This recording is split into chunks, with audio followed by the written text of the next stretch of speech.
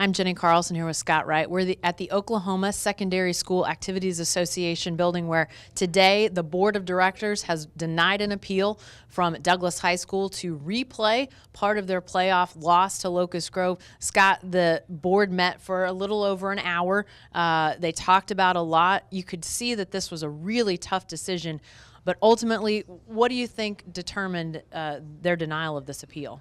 You know, it's really hard to say. There were a lot of questions asked, but not a lot of people necessarily talking about their feelings, their opinions about this. I think that the 8 out of the 11 who did vote to deny this appeal felt that they were sticking to OSSAA and NFHS policy, which governs this situation, and I believe that was ultimately the deciding factor. Definitely did not appear to be a unanimous feeling on the board with the 3 folks who did vote against denying the appeal. Being very vocal in what they thought was right and how to handle it. We had a motion on the table at one point to move to play this game again in its entirety, and that motion ultimately did not get seconded and failed. So we went on and the vote was ultimately against Douglas and denying their appeal. Yeah, lots of questions from the board about, where would they play this game? How would you do something that's fair when Locust Grove, was driving all the way back to Oklahoma City? Neutral site, I think, was something they liked and they talked about, and that seemed to be part of the equation. But it seemed to me that one of the big sticking points was Willis Alexander, the Douglas coach, who made some pretty incendiary remarks to you after the game about the officiating, about the association itself, then also reports of his behavior on the field and after the game. Still under investigation. It's not exactly clear what happened. That's still yet to be determined, but probably the most dramatic moment was Willis Alexander stepping to the podium and saying, "I won't coach anymore. If you'll let my team play, I won't coach anymore." I thought that might turn the table, and instead it was a quick end, and no, the appeal was not was denied at that point. It was. The whole momentum of the room seemed to turn. Briefly after that, when Coach Alexander said to take him out but let his team play. That idea had worked for Rafe Alexander at Guthrie in 2011. That was really what saved his team and kept them alive in the playoffs after they had been ruled to have used an ineligible player. He fell on the sword, took himself out of 8 games ultimately, the entire playoffs, and that's what saved his team that day. Did not work for Willis Alexander here today. The board, like you said, quickly turned around and voted to deny this appeal. All right, let's hear what some of these folks involved in today's board meeting had to say in the meeting as well as afterwards. I do more than admit the remarks that I made were inappropriate, but they were driven by emotions. Emotions. An uncontrollable thing that we have sometimes. As men, we aren't supposed to cry. But when something tragic happens to us, that's an emotion. And we do it.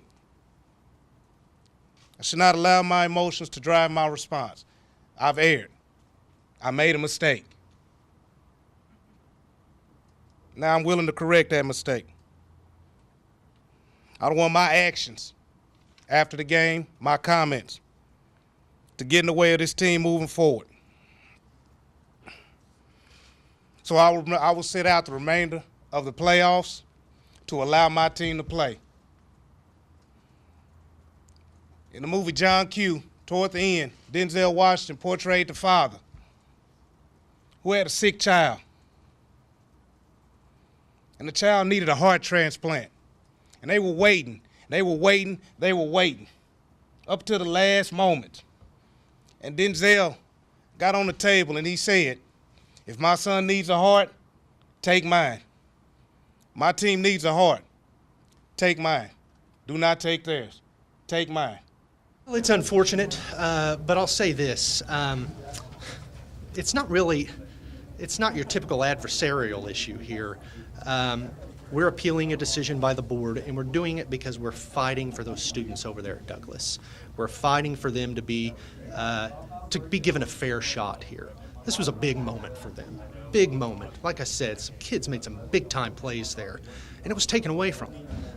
We feel an obligation to stand behind them and support them. That's why we work for the district. We're here for those kids, and this is another reason, another time for us to fight for them, to be there for them. I'm disappointed. I'm very disappointed. I'm even disappointed in Locust Grove. They won on an unfair infraction being applied. I would be the coach that would come to the table and say, my team's ready to play, whether it's 1 minute and 20 seconds or the game in its entirety, whether it's in a neutral place or the same place. If we're going to win this thing, let's win it based on the merits of our students and our student athletes, not on the merits of an unjust infraction. The rule, and I don't have it in front of me any longer, but the policy speaks to rules. It speaks to forbidding a protest regarding rules. This is clearly a protest regarding a rule. Now, the rule was obviously misapplied, but nonetheless, the board has long ago decided that they would not entertain this type of protest and they would not go down this path. Well, again, it's a tough decision. I mean, you've got there's a lot of things to consider and a lot of things to contemplate. We're talking about kids, and we all, our kids are our most precious commodity that we have, and trying to do what's the right thing, and you've got to look at kids at Douglas, you've got to look at kids at Locust Grove, and that's what made this thing so difficult.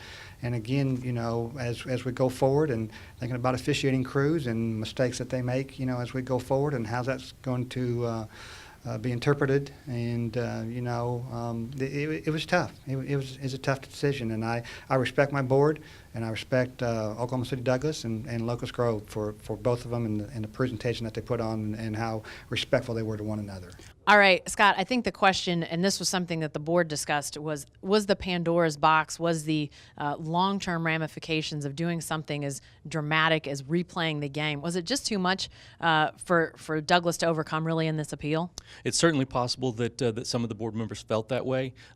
Oklahoma City Public Schools attorney Brandon Carey felt that this was a rare enough instance that they could have upheld this appeal and not opened that quote-unquote Pandora's box, and it's definitely possible to view it that way because of the rarity of what has happened in this case, and now we'll see where this goes from here. This is definitely not over. Well, and as you mentioned, it's not over. Oklahoma City Public indicating that they plan to file a lawsuit in district court probably as early as Thursday morning. So some of the ramifications that the board worried about in terms of delaying the playoffs and pushing it back and maybe getting towards the Christmas holiday, we may be facing anyway if an injunction is granted.